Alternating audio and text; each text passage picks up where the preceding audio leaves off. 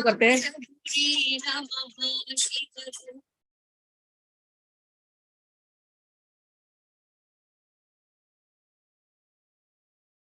त्रिचक्र वासिनी देवी नमस्ते, शिवकाम सुंदरी देवी नमस्ते, श्री कृष्ण सोदरी देवी नमस्ते, राजराजेश्वरी देवी नमस्ते, राजराजेश्वरी देवी नमस्ते, पद्मदल लोचनी देवी नमस्ते, भक्त परिपालिनी देवी नमस्ते, पर्वत वर्धिनी देवी नमस्ते, राजराजेश्वरी देवी नमस्ते, राजराजेश्वरी देवी नमस्ते, करुणा विलासिनी देवी नमस्ते, कात्यायनी गौरी देवी नमस्ते, कदम्ब वनवासिनी देवी नमस्ते, राजराजेश्वरी देवी नमस्ते, राजराजेश्वरी देवी नमस्ते, शक्ति परमेश्वरी देवी नमस्ते, शंभुमन मोहिनी देवी नमस्ते,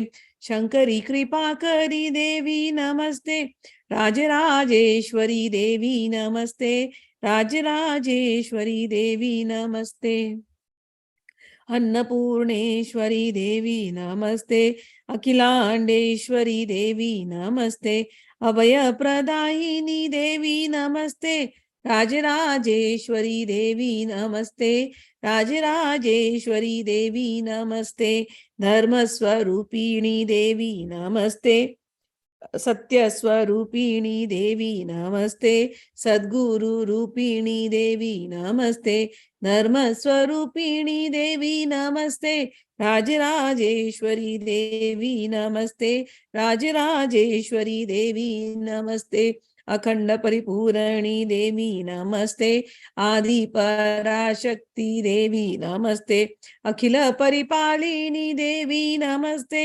राजराजेश्वरी देवी नमस्ते, राजराजेश्वरी देवी नमस्ते, अनाथ रक्षकी देवी नमस्ते, सौभाग्यदायिनी देवी नमस्ते, संतान लाभ प्रदे देवी नमस्ते, राजराजेश्वरी देवी नमस्ते, राजराजेश्वरी देवी नमस्ते, पाहि भुवनेश्वरी देवी नमस्ते, श्री विद्या रूपिणी देवी नमस्ते, शक्ति स्वरूपिणी देवी नमस्ते, राजराजेश्वरी देवी नमस्ते, राजराजेश्वरी देवी नमस्ते. All right, so we are hearing Tripura Rahasya. Bhagwan Dattatreya, our Gurudev, is giving this Tripura Rahasya. Rahasya means mysteries or secret stories or secret glories of Ma Tripura. Who is Tripura? She is the divine goddess. Okay, she is the supreme goddess. There are different names for Tripura. People call her Durga, people call her Kali, people call her other names, But the biggest mystery is who is all this Kali, who is all this Durga, Saraswati, Lakshmi. So many Devis are mentioned, but who is that one Devi from whom all these Devis have come? That biggest mystery is given by Dattatreya to Parshuram. And that goddess, her name is called Tripura. That supreme goddess is called Tripura. She has another name, Lalita. Lalita Tripura Sundari. Lalita means the one who is very playful. Tripura means in all the three worlds, the most beautiful. Lalita Tripura Sundari. All the beauty, all the playfulness of this world has come because of her. So that is the greatest mystery. So she comes as Kali, she comes as Durga, she comes as Chinnamasta, she comes as different forms. But till date we didn't know. All these forms come from one form. And that is known as Tripura. We heard the story. From her came Brahma, Vishnu, Mahesh. She created, and then she created, from her only, she expanded into three other forms. Lakshmi, Saraswati, Gauri. Gauri is Shiva's spouse. Lakshmi is Vishnu's spouse. And Saraswati is Brahma's spouse. So we know all the stories in the past. And from her expansion, Lakshmi, came Kamdev. Kamdev is Kama. Kama means Cupid, the lord of all desires. We have all these desires because of Kama. A girl falls in love with a boy falls in love with a girl because of the Cupid. Cupid striking an arrow. So this Cupid story is in all cultures. Every culture has that. Cupid, with this arrow is going and nobody can see the Cupid, nobody can see the arrow. So from where this arrow has come, this bow and arrow, this was given by the greatest mystery. It is given by Tripura. That's why Cupid has so much power. So from where Cupid got power? From Tripura. Whose bows and arrow is that? That people are falling in love with each other and the whole play is going on and on and on and on. Tripura. So we are hearing the glories of Tripura. We are hearing the mystery of Tripura. All right. So we are on chapter 22nd. Yesterday, I'll just recap. So Kam was very angry and he said, Ma, I want to worship that goddess who is above even, who is giving energy to even Mahadev. So I want to defeat Mahadev. And Gauri said, then Lakshmi ji called Gauri. Then Gauri comes. And Gauri ji says, Kam, you can't defeat Mahadev. Mahadev is the supreme God. Every God worships him. And you're talking, you want to defeat Mahadev? He's like, yeah, I want to defeat Mahadev. He's a kid. He's a small 5-year-old kid. He's so stubborn. And Gauri got angry that you are so stubborn, you will get burnt one day by Mahadev's anger. And then Lakshmi ji got angry. How can you say that to my son? You will also get burnt one day. She gets angry. How can you say that you are separating me from my husband? You will also get separated. And the fight went on, and then Saraswati had to intervene, and then she took both their hands and then, quiet Lakshmi ji, quiet, please calm down Lakshmi ji, calm down Saraswati ji, Gauri ji. It doesn't look nice what you both are doing, but it's okay. Now since you have said each other all this, these things will come true. Kamdev will get burnt, and Lakshmi ji will have to bear separation from her husband, and Gauri ji, she will also burn in future because you will not be able to tolerate the humiliation of your husband, Lord Shiva. So Parshuramji is listening the stories, interesting stories, and Parshuramji is glad and happy and is like, Gurudev, what stories? Wonderful stories, Gurudev. Please go on saying. And when you say it is so much enjoyable, Guruji, I have forgotten everything. No thirst, no hunger. I'm only hungry to hear more. Give me more of the stories. My ears are like those cups which want to keep drinking the nectar which is flowing out of your lips. Oh, Gurudev, please go on. Tell me what happened next. So really, did Kamdev burned into ashes? Really? Did Gauri burn herself? Did this really happen? When did this happen? And how about Lakshmi? How did she suffer separation from her husband? What happened? So Parshuram goes on saying, okay, Dattatreya says, okay, Parshuram, I'm going to tell you the story. Listen. He goes on. Shunu Rama paravrittam akhase sanyato bhava. Oh, Parshuram, stay calmly, be calm, be peaceful. And now listen to the stories. Pura Vishnur Mahalakshmya Vaikunthe Sanstito Bhavat Vrindam Bhumincha Santushtah Svichakarati Bhaktitah. Long time ago, Lakshmi ji was happily living with Vishnu ji in Vaikuntha Loka. And here on planet Earth, Vrinda Devi means Tulsi. Vrinda Devi was praying to Vishnu ji. And Bhumi means earth, Mother Earth. Earth was praying to Vishnu ji. They both loved Vishnu ji so much, and they both wanted Vishnu to come and play with them, to accept their love and affection. So one day, Lakshmi ji just went out of Vaikuntha for some work. And while she was out, Vishnuji took the chance and came and was spending good time with Earth, Mother Earth, and with Vrinda.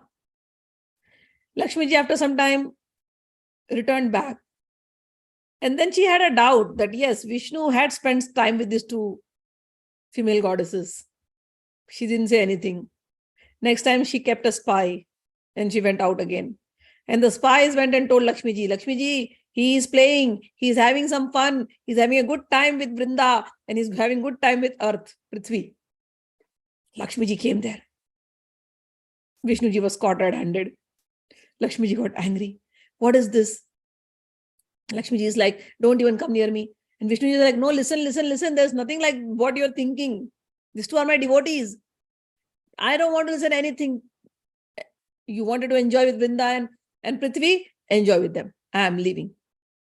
And Lakshmiji got angry and she was leaving. And then Vishnuji tried to hold her. And when Vishnuji was trying to hold her, she was so angry that she melted. And she melted and she became like a river. And that river came down on earth, and it came down as river Padma. So Padma was flowing.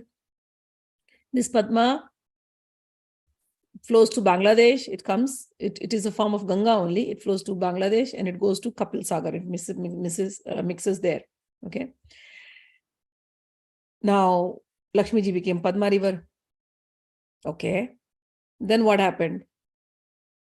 How did the separation story continue, Gurudev? Yes. Listen, Parshuram. After some time passed, once upon a time, Narad Muni came to Padma Nadi. And because of Narad's curse, this river Padma got dried up. Parshuram, Narad came. Narad cursed Padma. But why would Narad curse Padma? What happened, Gurudev? Parshuram. Once upon a time, Naradji went to Satyalok, the place where Lord Brahma resides.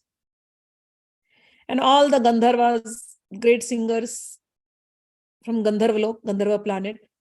This planet Gandharvalok is meant for singers. All the singing that we get in the world, all the tunes and everything, it seems this is the planet where all the singers and singing and everything comes from. So all the planet, in this planet, whoever lives, they are called as Gandharvas. So Naradji went to Brahmaji's planet, and Gandharvas also came from their planet. And then there was a nice evening of music and fun. Everybody came and sang, and good sounds everywhere and singing everywhere, and everybody enjoyed a good party. Afterwards, Naradji was called. Naradji was a special guest.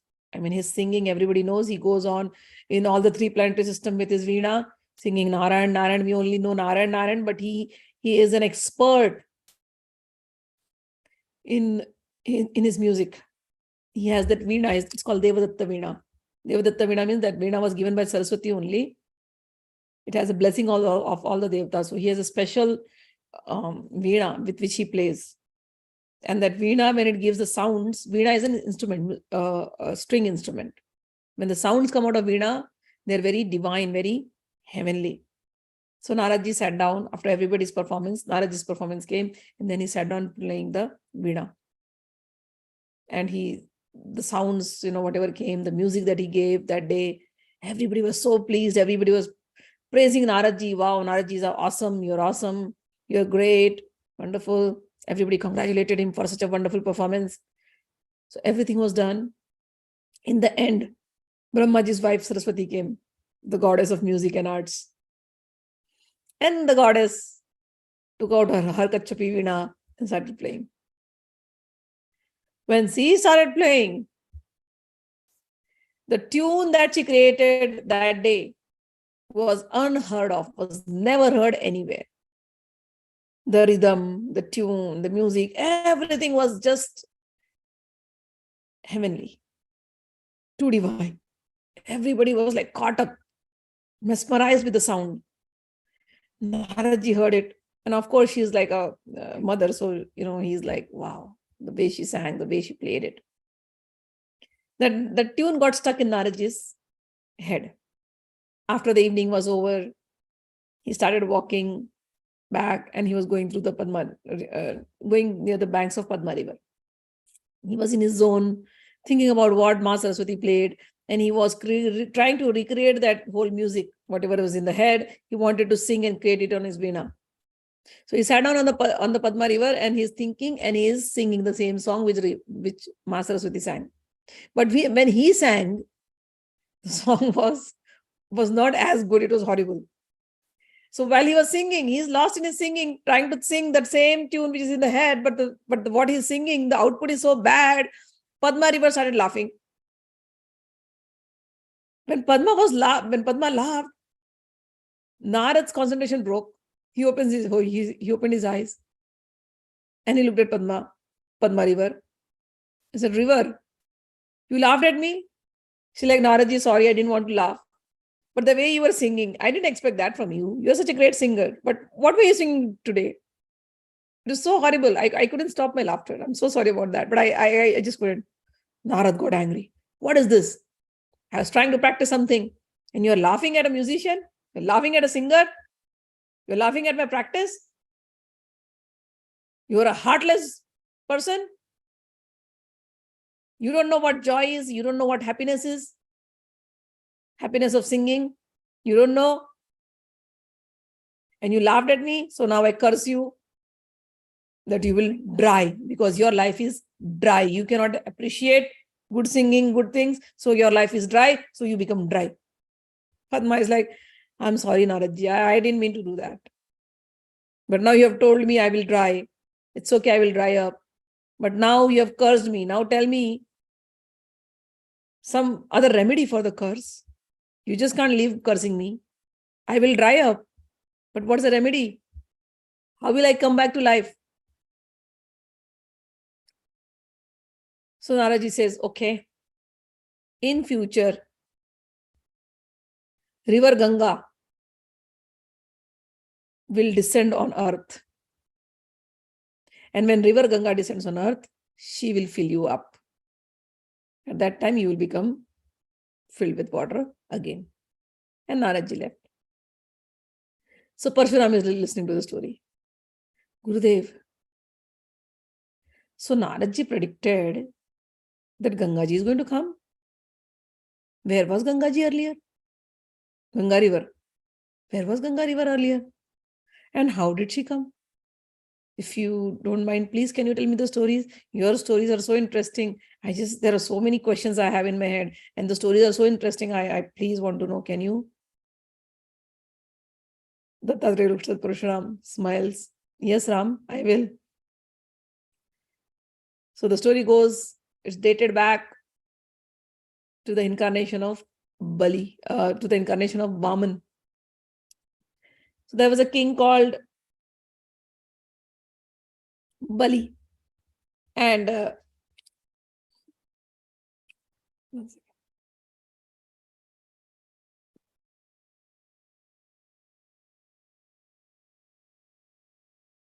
I just wanted to read some slokas. That's why. Just hold on. Let me take the slokas. I like to read the slokas.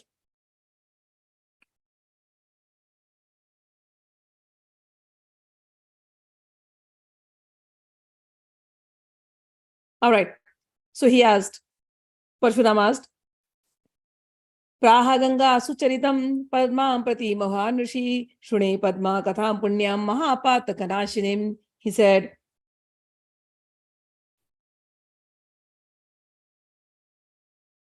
Padma is asking Naradji, "Naradji, you have told me Gangaji is going to come. Can you tell me who is this Gangaji and from where is she coming?" And Narad said, "You have no idea. Gangaji is very beautiful. Gangaji's story, anybody who hears the story of Gangaji, the sins of that person is washed away immediately. That Gangaji, she is the energy, she is the Shakti of Paramatma Brahma. She is the original energy of Paramatma Brahma. And she resides in every living being. How does she reside? She resides in the heart. So this Ganga ji, whom you see as a river flowing, when you go to Uttarakhand, you go Gangotri, then you come down, you see it as a river flowing. But in our scriptures, this is not an ordinary river. This is what Naraji is telling to Padma. This is not an ordinary river. This river has descended directly from heaven, from God. And this river originally is in the form of energy, pure energy. And that energy, pure energy, resides in the heart of every living being. So this river, what you see it is river, it is there, but it is also at the same time, it is divine, it is goddess, it is also residing in the heart of every living being, because this river is the supreme energy, supreme primordial energy. And that is why this river is divine. Ganga is not an ordinary river. This is what, who is telling? Naradji is telling to Padma. And then he says, "O Padma, the Ganges is Maha Akash Sarupa. She is ethereal. And this Ganges, she has expanded herself everywhere, and she resides, whatever the water bodies you see in this world, it is because of the Ganges. And this Ganges is celestial. It will come down and it will fill its waters in your river. You are going to dry. So just wait till Ganga descends on earth." After that, so the story went on. Gangaji, so the Devtas went to Gangaji. Naraji says, once upon a time, all the Devtas went to Gangaji to pray. They wanted Gangaji to come to their loka, the Swarg loka. And Devtas prayed to Gangaji, and Gangaji came and blessed that, "Devtas, I am very pleased with you. I will definitely descend on to your place also." So basically, she was in the Vaikuntha lokas. And then from there, she's saying, "Yeah, I will come to your place also. Do not worry. I will come to Swargaloka." And from Swargaloka, she has descended to earthly loka. Now, what are these lokas? There are 14 lokas, 14 planets. So there are 7 upper planetary system. Then there is Earth, and then there is lower planetary system.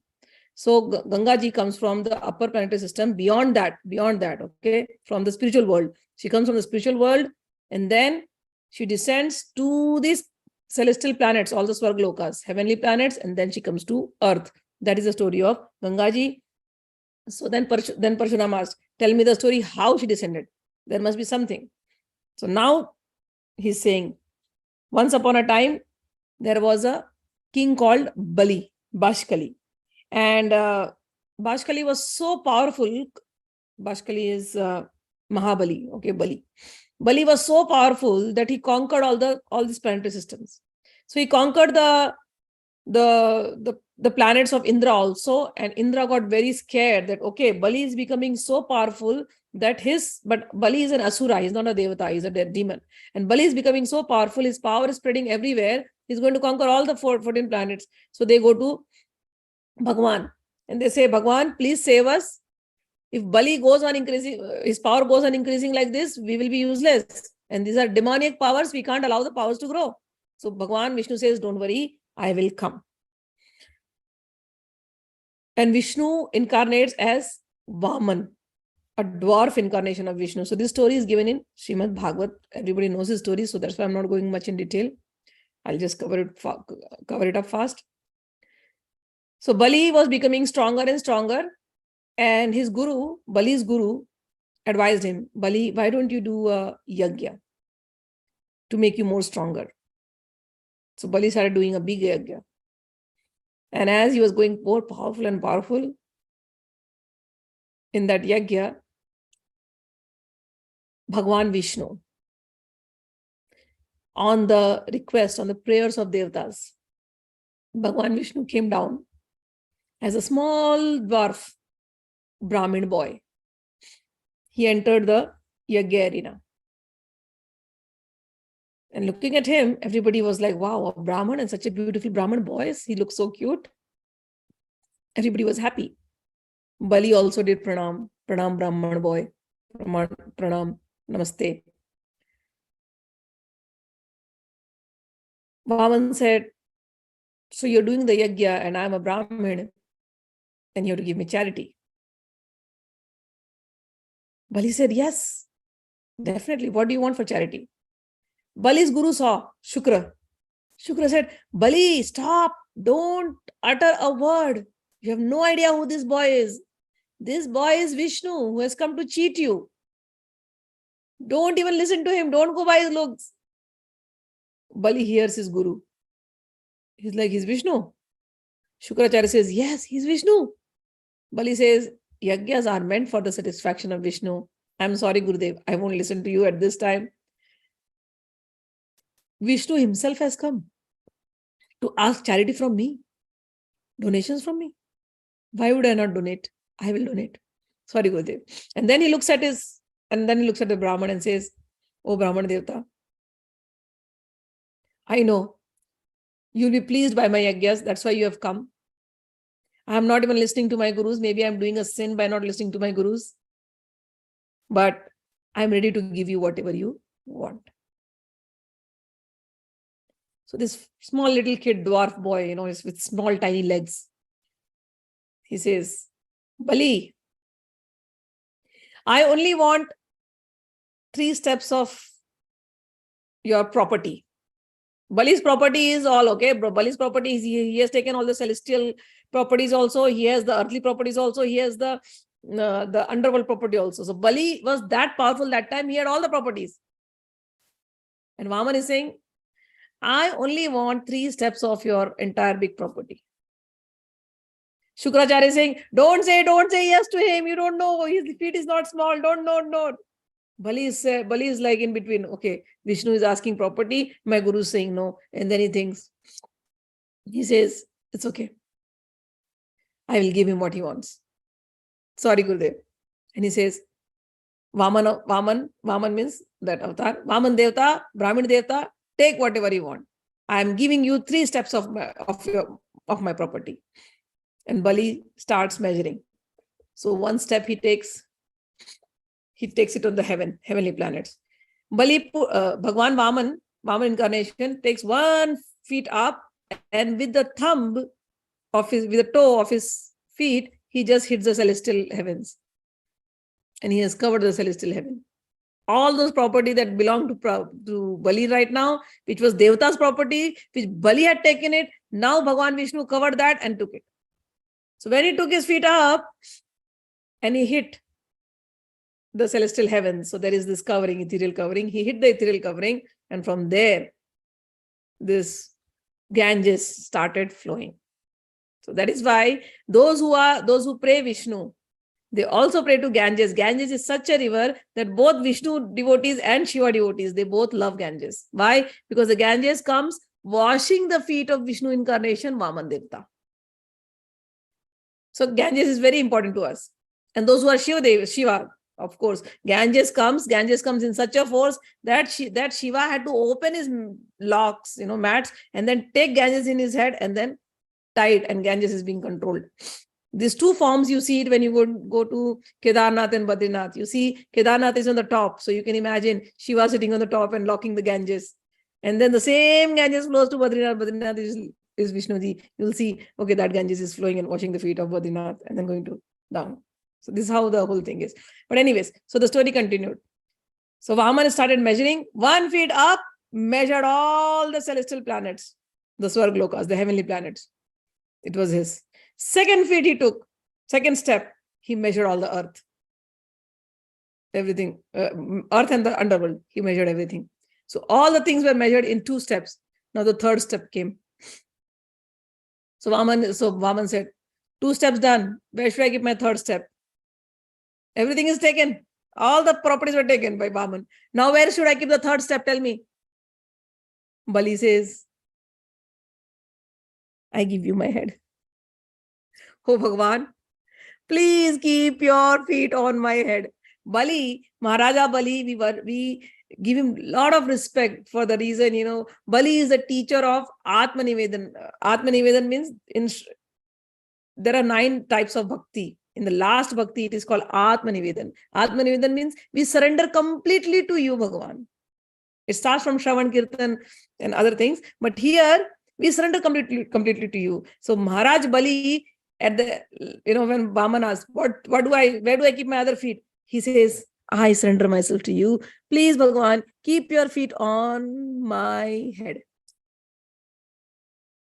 And this Vaman, small god, takes one step, puts it on Bali's head and pushes him down and says, you stay there and guard everything. So this was the story of the incarnation of Ganga. So in this story, when Gangaji came from those planets, Brahmaji was there. Brahmaji took all, Gangaji's force was so strong. Gangaji, he took it in his pot. So Brahmaji had a pot. So he took all the Gangaji in his pot and then controlled the first time when Gangaji became a liquid form. And then Gangaji was there with Brahmaji only for a long time. This story happened. This incarnation was done. And many time passed away, long time passed away. Then the Devatas one day went to Brahmaji and they prayed, Brahmaji, we want Gangaji in our celestial planets too, in our heavenly lokas. Brahmaji got pleased. And then Gangaji came to the heavens. So till there, so she was staying in heaven. Then Narad goes on saying to Padma, and then which was narrated by Dattatreya, that after she came to the heavenly planets, so from the spiritual lokas to the heavenly planets, then many years later, in Lord Rama's dynasty, there was a king called Bhagirath who incarnated. Before them, Bhagirath's great-grandfather was Sagar. Sagar had 60,000 sons who were doing some Ashwamedh Yagya, and they traveled all the way to Ganga Sagar. Ganga Sagar is in Calcutta, in Bengal. And there they were, they disturbed Kapil Muni and they were burnt to ashes by Kapil Muni's anger. And so Sagar's 60,000 sons were destroyed, were burnt to ashes by Kapil Muni. That was a whole story over there.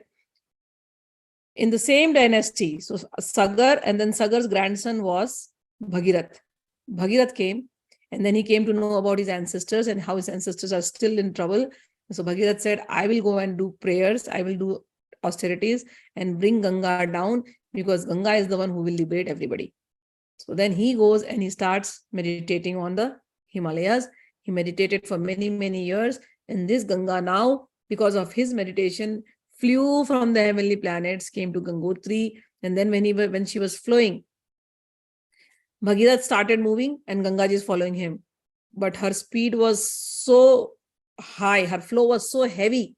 Then they had to pray to Lord Shiva, and then Lord Shiva controlled Ganga in his mats, and then the flow was controlled. So Gangaji flows from Uttarakhand near Kedarnath, in fact, above Kedarnath. Gangotri is above, higher.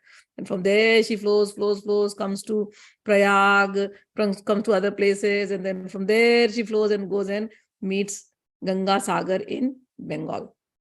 I went to Ganga Sagar, very, very beautiful place. So she goes and meets there.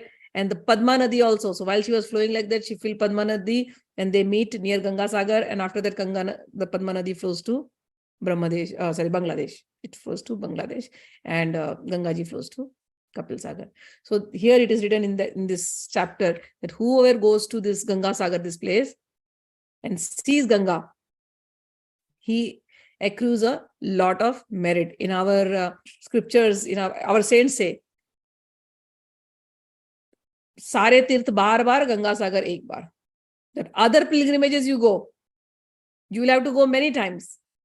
But Ganga Sagar, if once you have gone, Ganga Sagar, if you go once, this one trip equals the trip of many, many, many, many pilgrimages that you have done in the past. So this is the beauty of Ganga Sagar. So this was the story of Ganga, how she came by the tapasya of Bhagirath. Bhagirath was born in the dynasty of Lord Rama, and he got Ganga, and then he freed his ancestors. And Ganga is so pure that anybody who takes bath in the Ganges, they are also freed, they are given liberation. So after that, what happened? He says, तदा त्वं शापतो मुक्ता भविष्यसि सरिद्वरे एवं रमा सपत्नीजं दुःखं प्राप्ता महत्तरम् अवतारश्यति वै रथं सानुगमश्यति भागीरथो रथे स्थित्वा त्वन्मार्गेण अनुसायति तदा त्वं शापतो मुक्ता भविष्यसि सरिद्वरे एवं रमा सपत्नीजं दुःखं प्राप्ता महत्तरम् पुनः कालान्तरे राम रावण साक्षसधिपं रावणं सर्वलोकानां हन्तु विष्णुरभून्नरः. After that, so Bhagirath got Gangaji, and then Gangaji came down, and after that Padma Nadi was filled, and after Padma Nadi was filled, that curse is still going on, that Lakshmi ji has to Lakshmi ji has to bear the separation from Vishnu. So the next incarnation comes where Vishnu incarnates as Rama and Lakshmi ji is incarnating as his wife Sita. And then Ravana came, and Rama came. Ravana was killed by Lord Rama, and he came in the Surya dynasty. And during that period, again, Lakshmi ji had to bear the separation of Vishnu ji, and that curse given by Gauri ji that you will bear the separation became true. So we know how Sita could not live with Lord Rama. So that story also came true. So Parshurama ji is listening to all the stories and is very, very happy. And then now we enter 23rd chapter. Shri Guru Shotumichhami Vistarena Kathamimam Gaurikena Nimittena Vyukta Shankarena Vai. Oh Gurudev, I heard this story is it's very nice. It was nice to see that Gangaji came directly here. Now, can you please tell me what happened to Gauri?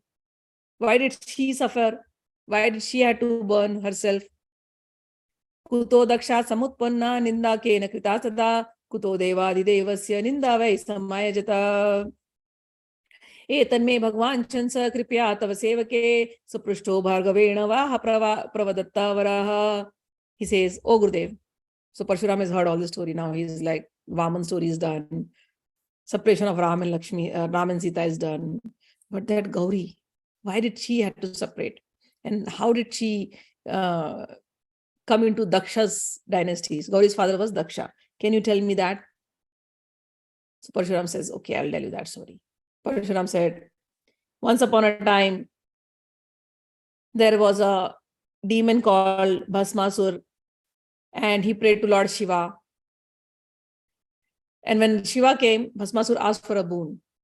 He said, Lord Shiva, I want a boon that my hand should become so powerful that if I touch somebody, they will get burnt. Shiva said, okay, so be it. Bhasmasur was a very lusty demon. He wanted to marry actually Shiva's wife. And that's why he wanted this boon. And Bhasmasur, what he did, when Shiva gave him the boon, Bhasmasur started chasing Shiva himself. He thought, let me just put my hand on Shiva. Shiva will burn, and then Parvati will be mine. Parvati, his wife, will be mine. So Bhasmasur is following Shiva, and Shiva is running. Shiva is like, I gave you the boon, you're going to burn me? He's like, yeah. I want to test it on you. And then he's burning. He's running. So Shiva didn't know what to do. Shiva went and hid himself somewhere. After some time, Vishnu came there. Vishnu understood what is the problem. And Vishnu at that time took a beautiful Mohini avatar. And he spoke so nicely to him. Bhasmasur got caught up in Vishnu's word. And Vishnu said, you believe Lord Shiva? You think whatever Shiva said, he has given you the power that you can burn anybody? He's like, yeah, I prayed to him, so he has given me the power. Vishnu said, you believe Shiva? He is such a powerless man. He sits there in the smashan, in the graveyard. He does not know what cleanliness is. You think such a mad person will give you powers? He himself does not have power to clean himself. And you think he'll give you powers? Look at his mental state. He's always surrounded by what? Ghosts and goblins and snakes and reptiles. And he sits in the cemetery, in the graveyard. He just puts ashes on his body. He is a little gone case, a weirdo. You think a weirdo will give you that power that you can burn? Bhasmasur is like, now maybe Vishnu, whatever Vishnu is saying is right. He's like, what do I do now? Vishnu says, why don't you try on yourself? I am pretty sure he has no power. Just check your head. Then this guy forgot. He just takes his hand and puts it on himself and burns himself. So that's how Vishnu saved Shiva. So Dattatreya told all this story to Parshuram. And Shiva was hiding at that time, somewhere. And Gauri comes there. What happened? What is all this chaos? And then she sees Bhasmasur burned. And then she's looking for Shiva at every place. So Gauri started looking for Shiva everywhere. And then at that time, she didn't find Shiva. She was hiding somewhere. She didn't find Shiva. So in that pain, she also said, I'm also hiding somewhere. I'm not going to come anywhere anymore. So she also left her body and she went in incognito. Nobody can see her anymore. Then later on, after some time,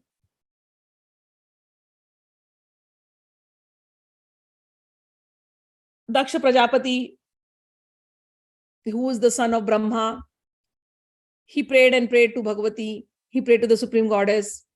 And with his prayers, he asked Bhagavati to come down, descend as his daughter. So Daksha Prajapati prayed, and then Supreme Goddess said, okay, I'll become your daughter and come to you. She comes down as a daughter, but she's always liking Shiva. And Daksha is a king, and he worships Vishnu. So Daksha is a Vishnu devotee. He has this daughter who is goddess herself, Gauri. And Gauri falls in love with Shiva. And Shiva's whole makeup and getup is so bad that Daksh just hates him. Nobody wants their daughter to be married to such a person who is such a weirdo, who goes around like a hobo, who is homeless, who sits in graveyards, who eats anything, who is surrounded by goblins.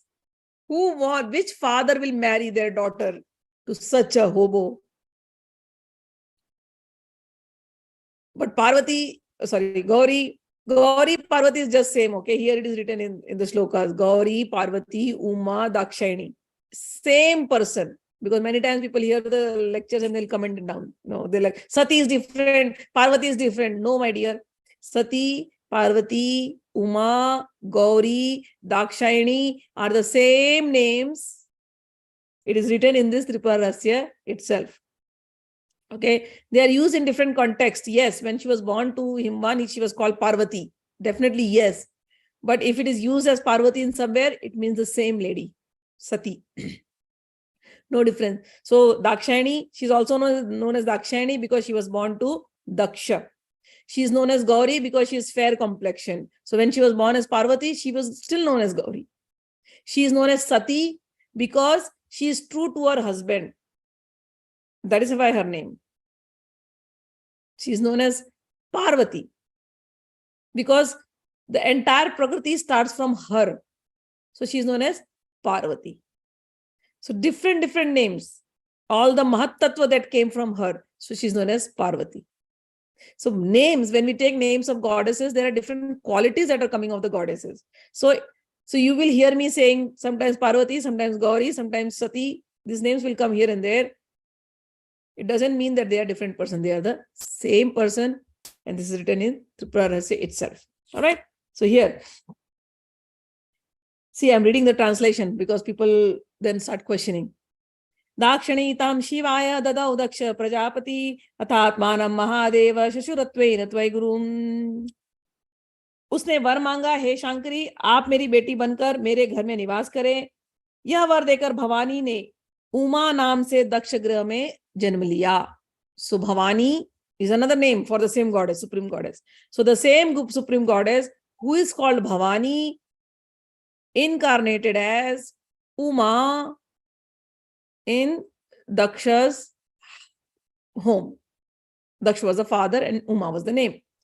Then the next translation is Apni Putri Dakshayani अर्थात पार्वती का दक्ष प्रजापति ने शिव के साथ विवाह कर दिया. So it means his own daughter, who was called Uma, also Dakshayani, aka also known as Parvati, was married to Lord Shiva. This is written here in the translation. Okay. So people will start writing in comments. That's why I'm making it very clear. All the names, denote only one Paramba. Bhavani, Gauri, Uma, Dakshayani, Parvati, Sati. More names will come. Okay. All right.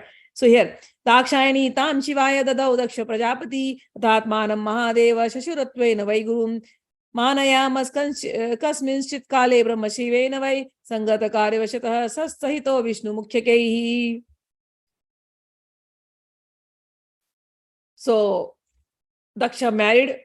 Parvati was adamant. I'm going to marry only him. I'm not going to marry anybody else whom you say. So Daksha was like forced. He's like, okay, if you want to marry him, marry him. And then he gets them married. But in his heart, he does not like. So one time what happened, he along with Vishnu, and the other Devtas, Daksha went to meet Vishnu, and Shiva was also sitting there. Daksha in his head is thinking, I am the father-in-law. And not only that, I am like a guru to Shiva. And Daksha went to this place, a conference where all the Devtas were sitting. All of them bowed down to Vishnu. And Shiva is also sitting. All of them bowed down to Shiva. Shiva didn't get up because Daksha was there. Daksha saw this and Daksha got very angry. He's like, first of all, I am his father-in-law. Still, he did not give me respect. Secondly, I am like a guru. Everybody gives me respect. And Shiva ignored me. He got so angry. Daksha was so angry. He went out from there. He came out from there. And then he started humiliating and talking bad about Shiva to everyone. Only thing, foul things for Shiva, bad-mouthing Shiva wherever. After some time, Daksha decided to do a big yajna, a fire sacrifice. And Daksha invited everybody. But he purposely didn't invite Shiva. And that's why, because he's not inviting Shiva, he didn't invite his own daughter, Sati. He did not invite. The news went through Narad Muni to Sati. Narad Muni said, Sati, it's okay. Father must have forgotten. You must go. You should not take it to your heart. Then Sati goes to Shiva. She says, I want to go to my father's yajna. Shiva says, but my dear, did he invite you? She's like, no, he didn't invite. Then you should not go uninvited. Don't you know that? It is very disrespectful. She's like, but he is my father. I should not think about respect and disrespect with my father. Well, so what if he didn't invite me? So what? Maybe he has forgotten. Maybe there is some reason. Once I go there, the reason will be solved. Once I go there, things will be fine. Let me go. Shiva is like, no, it won't be good. Don't go. Your father does not like us. She's like, no. It's okay. Father, sometime, he must be angry. It doesn't mean anything. Let me go. Shiva is like, I don't approve of this. But since you are asking me, I don't know what to say. But I really don't approve. Now Sati got angry. She's like, normal with ladies, So she got angry, and then when she gets angry, we know the story of she becoming 10 Mahavidya, she becomes Kali and Dhumauti in all directions. She's like angry, going with different forms. And Bhagavan is like, okay, peaceful. I don't want to see your Kali face. I don't want to see your Chinnamasta face. Calm down. She's like, I won't calm down. I'll become Dhumauti. I don't care. I don't even need a husband. It's okay. If the husband is like this, I don't need a husband. It's okay. I'll become a Dhumauti. And she becomes Dhumauti there. She's like, Shivji is like, no, peaceful. And then Shivji lies down. And then Kali just stands on him. And then her anger comes on. Okay, I'm standing on my husband. I should just calm down. And then Bhagavan says, okay, you want to go to your father's house? Please go. Go. She goes there. When she goes as the father's house, now she takes time. Now father is busy. And then she goes and she sees, father has invited all the sisters. Father has invited everybody. Not only the sisters, the husband of the sisters have also been invited. All the son-in-laws have been invited. And all the son-in-laws have been, he is giving respect to. He only ignored my husband. He only ignored Shiva. She then confronted her father. She's like, Father, I see that you have called everybody and you're giving respect to everyone. What did my husband do? that you didn't call him? What is the reason that you're disrespecting this son-in-law? Tell me one thing about what is bothering you about him. Daksha got angry. He's like, what is Shiva? What is Shiva? Who is Shiva? He's Ashiv. Shiva means auspicious. Ashiv means inauspicious. He says, what Shiva are you talking, Sati? Uma? He is not Shiva. He is Ashiva. Do you think I can call such a person in this assembly? You see everybody is how well they're dressed they are, how nicely they sit. They all look like kings. And your husband, how does he look like? You think it was good enough? He's good enough to come to this assembly? You want me to give him respect? But what has he done? What does it do? What does he do to even deserve a respect? I only see him sitting in the graveyard, always intoxicated with God knows what. What does he wear? The moment you look at Shiva, you just feel like taking your face off from him. His hair, so disabled, as if he has not taken bath, so long, so matted. He shows nothing good in him. You say Shiva, Shiva, Shiva. What respect should I give to Shiva? He is unfit for any respect. He is not good at all. He is not Shiva at all. He is Ashiv. Sati got angry. What are you saying? Mind you, father, you're talking about Mahadev, Devadidev. All devas respect him. What are you talking, father? And what yajna are you doing? You think without giving respect to Shiva, your yajna will be fulfilled? He's like, yes. Who are you to give me lessons? Uma, you don't understand. You already did whatever you wanted to do. You just married him somebody whom I don't like. He does not even have the sense to give respect to his father-in-law. I am his guru and it is respected me. He does not deserve any respect in my assembly. Sati is like, enough, father, enough is enough. Your yajna, you think it's going to get complete? You have disrespected me enough. You have disrespected my husband enough. And I have heard enough. I don't think so. I can go and face my husband anymore. I went against his word. I didn't listen to him. I don't think so. I can go and face him anymore. And you have disrespected me and my husband both. I'm going to burn myself right here in your yajna. This yajna that you are doing, let me tell you, I am that supreme goddess. I am that primordial energy. You prayed to me and I came to you as Bhavani and Uma. Now you disrespected me. Now your yajna will not be completed. And anybody who disrespects Shiva, their yajna will never happen. I'm burning myself. And then she jumps into the fire and burns herself. So this curse that happened between Lakshmi and Gauri came true in Daksha's yajna. She burnt herself. Then the story goes on. Different stories, Shiva comes there, takes this burning body, and this burning body falls at 52 places in India, 51 places in India, and those places became Shakti Peeth. And Namajia, you've written, we want to go to so many places. You are one of the luckiest women I have seen in my life, who knows nothing about these stories, with such a Spanish and Mexican background. And then you come with me and you have seen these places, some of them. You have seen Katyayani, where the hair flew. Katyayani is in Vrindavan, where the hair dropped down. You have come with me to Prayagraj. You have seen where the fingers of Ma Sati fell down, that is known as Kalyani. And then you have come with me in Prayagraj. There is one more Siddhapeeth. It is called Alopi. That was the last place from where Sati vanished. So Alopi, you've been there with me. So yeah, you have seen some of the Shakti Peeths along with me. Okay. Moreover, if Bhagwan is kind, we will see more Shakti Peeths. Okay. So anyways, so this is the story of Shakti Peeths, 52 places, and the main place where her yoni, her womb fell, that place is called Kamakhya. Today is what? June 25th? I don't know what the date is today. June 27th. Anyways. So yeah. So June 25th, Ma Alopi is in Prayagraj. So her name is Alopi. Devi's name is Alopi. So two names she has there, Kalyani and Alopi. Okay. So in Alopi, when you go, there is no Devi, there's only a swing. Means she Alop ho gayi wahan se. Alop ho gayi means vanished from there.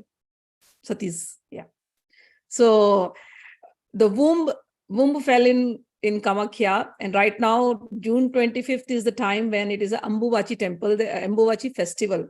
So since the story is going on, I'll just cover that up also. So in Ambuvachi festival, what happens is, mother is known as Ambu. Ambu means water. Okay. So when you go to the Kamakhya temple, where the womb fell, okay, all the temples in Kamakhya are made in the shape of a womb. There is no window. You go there and you will feel like you're entering in the womb. We all came from the womb. This whole earth is mother's womb. Womb means from where something is taking birth. So whole earth, when you see, grass is being born somewhere, bacteria is born somewhere, things are coming. Things are being born every second. So this whole earth is considered as womb. So that replica, to represent that, all the mandirs, all the temples in Kamakhya, especially Assam, are made in the form of a womb. It's dark inside. And then when you go inside, there are no deities. There is no light or anything. There is no deities. It is just stones, and the stones are covered in water, because Assam is an area where there is a lot of water. So during June 25th, during this Ambuvachi festival, right now we had Gupta Navratri. This phase, as I always told, Navratris are celebrated to celebrate nature. Okay, nature's transformation. Internally, there is a transformation happening. Our sages, our people used to live in nature. They were agriculture. Agriculture was the main main profession in those times. So they worshipped nature, and they saw the changes in nature, and they would respect that nature. So Ma was worshipped as nature. So in Ambuvachi temple, what happens during these 3 days, June 25th, June 22nd to 25th is, we say that Prakriti or Ma is menstruating. Ma means goddess, supreme goddess is menstruating. So what happens? The water there, inside the temple, the idol is just a stone. It is covered with water, and the water becomes red. So why does it? So because the water has become red, we say that, okay, Ma is menstruating, the temple is closed, and it's a time of great Shakti. And all the devotees of Devi, they will go and sit there during this time, June time, especially. These 3 days are very powerful days. They sit there and they meditate to get that Shakti. So this is just the outer thing. What happens inside? Why the water becomes red? Because rain is going to start now. And Assam is known for its highest rains, Chirapanji. Okay. So rains are going to start. And when the rains start, the earth, rain will take all the fertile things, all the nutrition from those waters, from earth.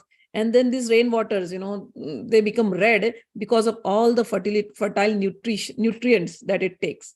So this water starts flowing in the mountains of Assam. And then they go on irrigating everything. And the whole nature is irrigated because of this water. So the whole land becomes fertile because of the nutrition. Same with Ganges. Ganges, it floods many a times. Why does the river flood? Because it brings all the nutrition which is in the earth back to the soil. So people get good grains, good crops. So this is why we used to worship our rivers so much. Ganga, Yamuna, all the Kaveri, whichever state had whatever river, we used to worship them because they played such a great role in our agriculture. They brought all the fertile soils, all the nutrition right below the earth. They would bring it on the surface. So same way, in the temple in Ambuvachi, the waters become red because of all the fertile soil that is flowing from below the earth. And we respect that. And it's a time when the whole nature is going through a change. And that is why people used to rest. People used to not disturb the soil at that time. People rest, no agriculture at that time. Give everything a rest, and you also meditate and get tuned with nature. Develop that energy in you too. Every day we are wasting our energy doing this and that work, but these days, sit down, be in tune with nature. Nature is regenerating itself. Nature is becoming ready to give something to us. So we also should become ready to receive that thing from nature. So that is why this Ambuvachi festival was celebrated. I am giving you the significance which is beyond the rituals. People have made it ritualistic, but this is what the whole significance is. You go, you see the water, then you know. Okay. So Ambuvachi festival means, Ambu means water. Ambuvashi. The word is Ambuvashi, the one who lives in water. Got it? So the one who lives in water is Ambuvashi. And we celebrate that festival, Divine Mother who lives in water, we worship her. So there is Ambuvashi. It is said that she is menstruating. This is just the story is made up. Okay. All right. So where the womb of Sati fell, Kamakhya, Assam. And that is the biggest center, Shakti Peeth, because obviously everything comes from the womb. That is why it is the most strongest Shakti center. Okay. So Bhagwan Shiv took the body everywhere, and it became, the story ended here. When Sati immolated herself in the fire, Bhagwan Vishnu came there, and Bhagwan Vishnu got very angry at Daksha, and Daksha said, and Bhagwan Vishnu said, whoever differentiates between me and my Trigunatmika Shakti, my Supreme Goddess, or whoever differentiates between me, Shiva, Devi, and Brahma, that person is certainly ignorant. Daksha, what you did is not right. Your yajna would never have been done, because if you disrespect Shiva, you are disrespecting me. This is what Vishnu's word are. If somebody disrespects Shiva, they disrespect me. And same way, somebody disrespects me, they disrespect Shiva. And same, if you people may worship me, but if they disrespect Devi, they are disrespecting both of us. So anybody, if they think they can do havan, puja, charity, whatever, by disrespecting any of these Devis, it is never, ever, ever complete. So one must not do that. So this was the story of Gauri's immolation. That also came true. And then Gauri, I will just end up this chapter with few slokas about Ganga only, because it's a beautiful sloka. Bhagwan Bhavata Prokta Ganga Shakti Sarupni Kasa Shakti Brahmamai Loka Anudartam Ichchaya. Parshuram heard this story and he was, overwhelmed by hearing all the stories. And then again he asked, hey Bhagwan, you told us that Ganga is Shakti Sarupni. Ganga is the form of energy. And she is Brahmamai. She is supreme. And she has come to liberate the earth. Can you tell me more about Gangaji? How she came? How she descended again? Oh Gurudev, please tell me. Parshuram, when he heard why she came like this, Parshuram, when he spoke like this to Dattatreya said, Iti prushto bhargavena Dattatreya samabravit shnuram tatha shakti ya Ganga rupini smrita sa puruktaiva Tripura kumari cha Tripura Tirupika. Dattatreya says, Parshuram, Ganga, that you see as Ganga as river, this river is not an ordinary river. This river is Tripura herself, Supreme Goddess Tripura, whom we are worshipping, Supreme Goddess Tripura, from whom Lakshmi, Saraswati, etc. came. The same Supreme Goddess Tripura has descended on earth as the river Ganges. Do not think of it as ordinary. So when we are worshipping Devi, Ganges means Tripura Sundari. Written here very clearly. Sa Puruktaiva Tripura. She is called as Tripura. Kumari. She is Kumari. Tripurti Rupika. She is in three forms. Yamuna, Ganga, Saraswati. She is in three forms. Ya Sambhuta Saiva Shaktir Ganga Bulok Pavani. She is Mahashakti. She is the one. Patita Pavani means she delivers all the fallen souls. She has come as Ganges river, and she is that river whom even Brahma, Vishnu, and everybody worship. She is Patarani of Parabrahma. She is the Rani of Parabrahma.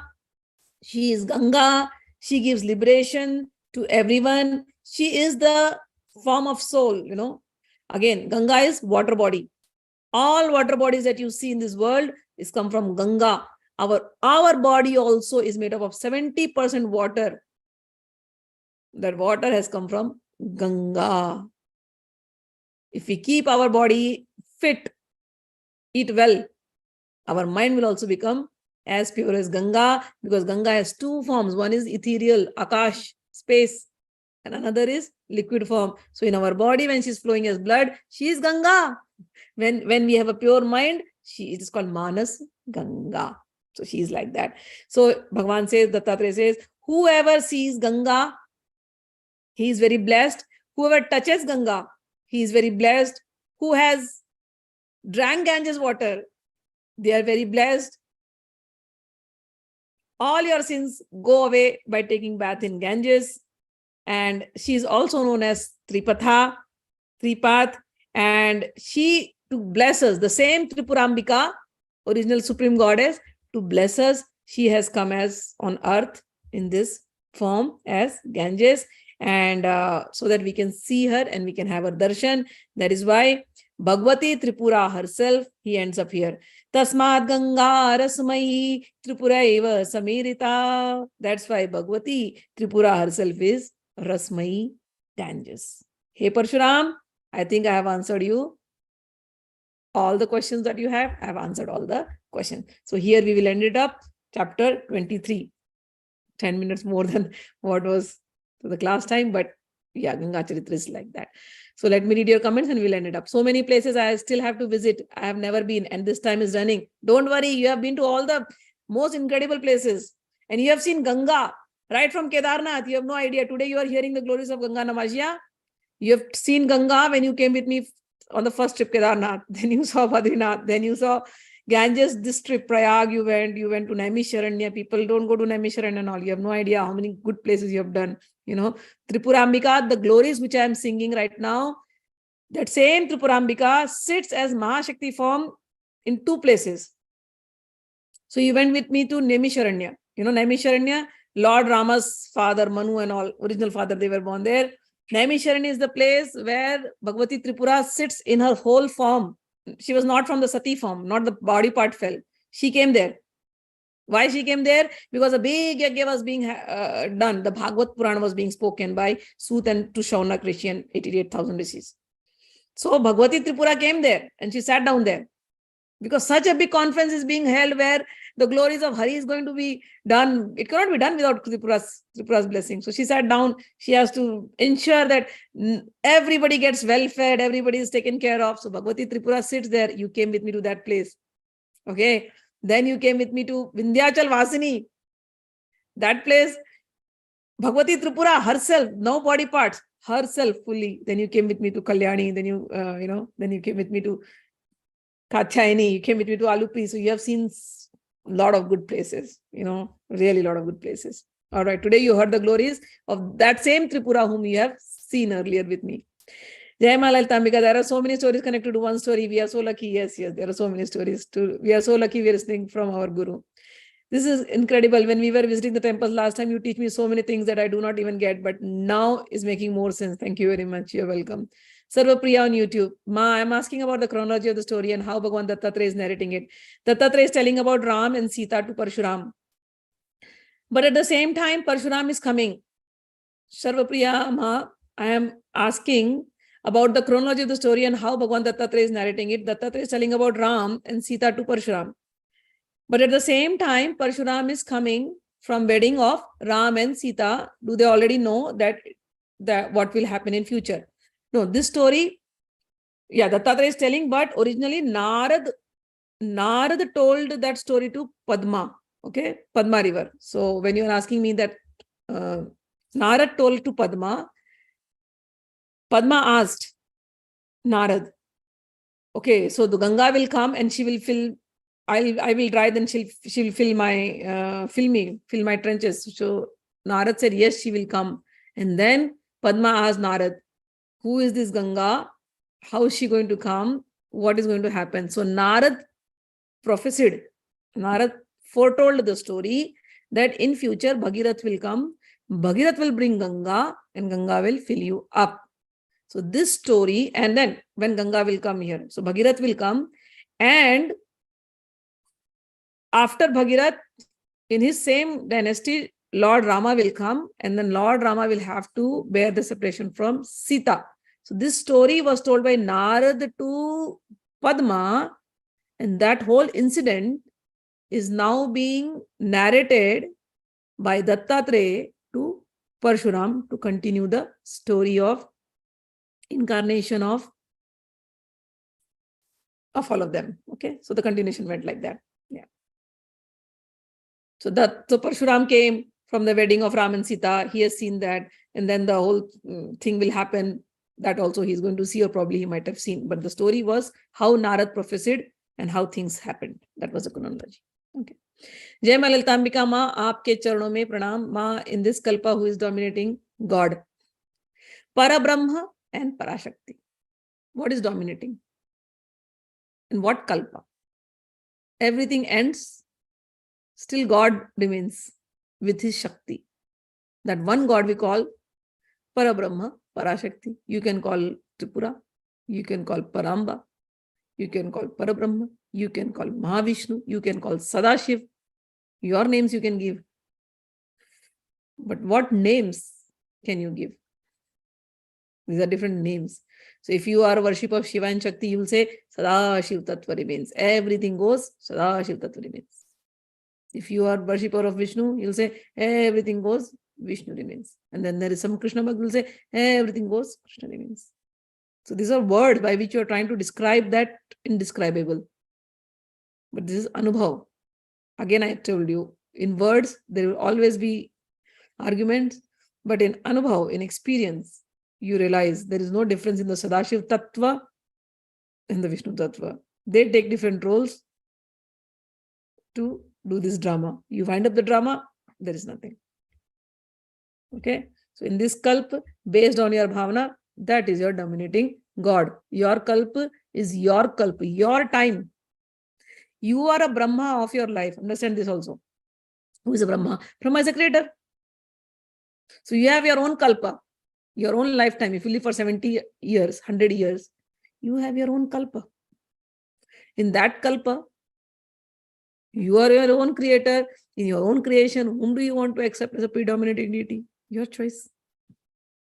That is the beauty of our Hindu religion. Not one God, many God. But understand the main gods, okay? Not the lesser gods. Okay. All right. So Mubaji is there. Gauravam, Charan Sparshma, various God, Devta, Rishi cursing is so common in our scriptures. And after the curse, they also give the remedies. If the Rishis are such an exemplary siddhas, why curse in the first place? When Manvog like Baba Bhutna ji, Guru Devi Chitnanand ji, Smita Ma teaches about rising above anger and forgiveness, then how come the legends, Siddhog, Divyog can't rise above anger? Also, isn't it like if one curses, the person who curses is also tied to the curse, to the person whom he cursed? As Yogananji says, whether by attachment or by hatred, one is tied to the person whom one hates or is attached or is attachment. If it is Leelas, whether it is mentioned in the scriptures, what they are doing in it consciously for Leelas. Yes, your answer, you gave it yourself. If it is Leelas, they are doing it consciously for us, human beings, to learn lessons. We belong to their clan, but we have forgotten. So they do all these Leelas to make us realize, don't behave like this. Don't behave like this. Okay. Why somebody is behaving like that? Because Rajogun is coming, Tamogun is coming. Don't behave like this. So these Leelas are given to us to understand. If the stories are not there, how will we convey the messages? How are we going to convey the messages? And when we look at somebody bigger, we automatically say, oh, Naradji did this. He should not have done it. Yes, as you told, Narad cursed Padma, right? So that boomerang is going to come to him. Why did he curse? She was laughing at him. She was laughing at him. So he cursed. Whatever the reason, okay? That's one reason. We do that. We get irritated and we curse. We should not be cursing. Narad also gets cursed. In one of the Leelas in future, Narad gets that monkey face. He gets cursed at that time. He goes and he then gets angry. He wants to marry somebody, some story. He wants to marry Lakshmi, actually. There's one whole story on that. I don't want to get into the story now. He wants to marry Lakshmi and then he thinks, I am Hari. He gets confused. So all these stories happen. So yes, if they curse each other, they go through the cycle themselves. Whenever they come on earth, anybody, when they come on earth, the whole story is happening on earth. When they come on earth, they will be in this power of this Mohini Shakti. Rajogun, Satogun, Tamogun, Tripura Ambika's 3 powers. And when you are in these 3 powers, you will behave crazy. But this, as a devotee, we realize one thing. We realize it. We suppose the curse came out, It's not that Naradji didn't realize it. He realized it, and he had the power to give a remedy to the curse. As humans, we curse. We curse. We curse and we curse more. We never have the heart to give a remedy to the curse. So we copied one thing. Naradji is cursing, so I will also curse. But Naradji has a remedy. Do you have a remedy? If you have the remedy, become like Narad, no problem. Gauri and Lakshmi cursed. But they came down also on Saraswati's understanding. So Saraswati, when you see that story, Gauri is tamasic energy because she was energy at that moment, is tamasic. Lakshmi ji is Rajasic energy, Rajogun, Tamogun. They are good friends, but when they fight also. And calm is desire. It's coming in between. To get rid of all these three things, or to settle them all down, you require Saraswati, you require wisdom. So you bring in wisdom. So every story will have certain hidden things like this also for us to understand. Okay, so these leelas are performed because Bhagwan wants them to perform for us to get some lessons from the stories. Otherwise, how will we explain? Tell me. It'll become very boring, like the Sankhya class. No matter how much we tell, but we will not believe it. But when we give these higher entities in between, we start believing the stories and we start changing. So that is why these leelas are done. Yes, all the curses, everything, they have to go through the whole cycle. They will go through it and they happily go through it. No problem. But because they know it. So main thing is being aware of everything. Okay. No karmic implications to the legends who is cursing in this. No, there is. हुआ ना karmic implication? कैसे नहीं हुआ? Lakshmi ji को भोगना पड़ा ना? There was karmic implication. Lakshmi ji suffered. Ram ji suffered. Kamdev suffered. Didn't he? And didn't Shiva suffer? He also suffered. Didn't Krishna suffer when he came? He also suffered. All of them had karmic implications. The difference is they are aware. They are aware of their karmic implications and they take onus to it. They take responsibility. He got cursed. Krishna got cursed by Gandhari. He took the onus. Yes. And whenever they get cursed by anybody like this, they are happy. Okay, one more Leela. We'll play again. And they take it very nicely. We don't play the game nicely like them. No, they know this is just a Leela. It's a playtime. We take the game so seriously. That is why we suffer. But the whole game has to be played. Don't get serious into it. You are just an actor. Don't think that the game is you. You're just playing the game. So become like them, detached. Getting it? Yeah. How can be moksha too easy as scriptures mention Shanan Maran? How can moksha be moksha too easy? कितनी बार तो समझाया तुम्हारे मन को जो ये विचार से तुमने बांध लिया है ना कि मोक्ष सरल नहीं है, मोक्ष सरल नहीं है, मोक्ष सरल नहीं है, ये विचार को तोड़ दो, मोक्ष सरल है. बंधन तो अंदर का है. How can moksha be too easy as in scriptures? Because moksha is moksha is the opposite of binding. What is binding you? These little thoughts of yours. How can moksha be easy? The thought, you have taken it so much into your heart that moksha is not easy. Moksha is not easy. Moksha is not easy. Okay, bind your mind with that, no problem. And when Bhagavan says moksha is easy, no, but the world has told me moksha is not easy. The scriptures have told me moksha is not easy. Bhagavan is telling it is very easy. No, but I cannot hear you, Bhagavan. I want to hear the world. It says it is so difficult. Because it is so difficult, Bhagavan is like, okay, take it. You can live with that binding thought for as long as you want. The day you cut off that binding thought, you are free. Accepting God is very hard. We say we accept God, but believing God's word is very hard. We don't surrender. We use our little logical brains. We forget.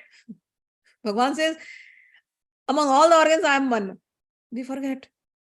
Easily we forget. At that time, we become we. How can that be happening? It's my mind. Okay, it's your mind, then take care of it. So, Shanan Maran, that's what I'm trying to say. The day you start cutting your binding thoughts, your chain of thoughts, cut it off, cut it off, cut it off, cut it off, cut it off. You are a Muktatma. Nothing can bind you. Nothing can bind you. We are bound by our thoughts. Man. Focus on that. How can just bathing in Ganga washes away curses and bad karmas? Will it not be partiality? You have to listen to the stories and you have to meditate on everything. So Ganga is in two forms. So you learned only half part of the story. You only thought Ganga is just the water. Yes, it will purify you, no doubt. 100% it purifies, I'm telling you. If you leave everything and sit in Ganges, Rishikesh, sit for a year or sit for 6 months, I'm telling you, your mind will not go anywhere. It is that purifying. Do you think saints were fools to leave everything and go and sit in the Ganges? Do you think, have you heard of Shivanand Swami? Shivanand Rishikesh, he has a big ashram. He was a big Divine Life Society, Shivanand, Swami Shivanand. He was a big doctor in Malaysia or Singapore somewhere. He left everything, went and sat down in Rishikesh. Right near the Ganges, his ashram is there. Why do the saints go and sit near the Rishikesh? Why? The nature of Ganga is such. You are talking because you have not experienced it. You're thinking just by because you're thinking Ganga is just a simple water. You take a bath in the river and it will be purified. No, Ganga is divine. You go and you sit there, you know the energy of Ganga. You sit there. Ganga will stop your thought without doing anything. I have been to every ghat of Ganga. I know. When I say I like mountains, and I've been to so many mountains in the world. But when I went to Uttarakhand, it is called Devbhumi. I'm telling you, I'm a person who will criticize. I wanted to be a critic, but I'm telling you, once you go there, it is a Devbhumi. It is a Devbhumi. There is no doubt the spiritual vibe that Himalayas carry, no other mountain in the world carries that. Mountains are beautiful, mountains are quiet, mountains are peaceful. Mountains give you a lot of good things. But what Uttarakhand gives you, the mountains of Uttarakhand gives you, what Kedarnath gives you, what Badrinath gives you, nowhere in the world that spiritual vibe is there. So you are talking, but if you go there and sit, and when you start experiencing, you will know what Ganga can do. Ganga cleanses you from inside, from outside, from everywhere. Namasya does not know the importance of Ganga so much. She came with me to Prayag and we went on the Ganga boat ride and we went to the other shore. I just made her dip in the Ganga and I made her float in the Ganga. For that time, she came out and she was like, this is different. This is different. First time Namasya came with me to Kedarnath. Namasya is Mexican, Spanish, American citizen from Mexico. She has no Gita in Spanish. Every week I share her video and it is shared in our channel too. First time she went to Kedarnath. I could see the ecstasy in her face. Started crying, going mad. What is happening? What is happening? Namasya will remember. She will go through the whole story. She gets down from the chopper and she's like, Smita, something is happening. I don't know what is happening. I don't know what. She just starts calling her husband. And husband is like, everything okay? Everything okay? Because people here think India, the infrastructure is not great. And I'm like, Namasya, calm down. Tell your husband everything is okay. So she was so ecstatic. The energy, the vibe. She has traveled to so many countries in the world. The energy is incredible. What crowds. Yet, when you sit down in Kedarnath, you hear the sound of Ganges. It maddens you. Whole night I have sat down and I have heard the Ganges, what Ganges does. So don't think Ganges is ordinary. It is not your river in your community. It is Ganges, it is Brahmamay, it is divine. It is divine. And I'm saying that not because I read the book. I'm saying that book is later. I'm saying that because I've experienced. And I'm an Indian. I respect Ganga. But I am taking the example of Namasya, who is not an Indian, who has not read a book. She does not understand Hindi. She does not understand Sanskrit. She only understands English. And I take her to that place and she's divine. She has never heard about Kedarnath. She didn't know. She was in shock of her life. That is Ganga. You have no idea what Ganga is. So every karma, from where are the karmas coming? When you are in the world, you are interacting and reacting. That is karma. When you are in the Ganges, your reaction stops, your interaction stops, your mind stops. You're in the joy of God. Even if you don't know God, you're in the joy of bliss, of nature. All karmas stop. All karmas get washed away in Ganges. That is Ganges. It's not partiality. It is truth. When you do the journey, you will know. You'll remember my words. And I want you to go and experience. Okay? All right. Thank you. Thank you for the session. I know from this previous satsangs, but my questions are to get another point of view of Ma and in depth, any more on topic.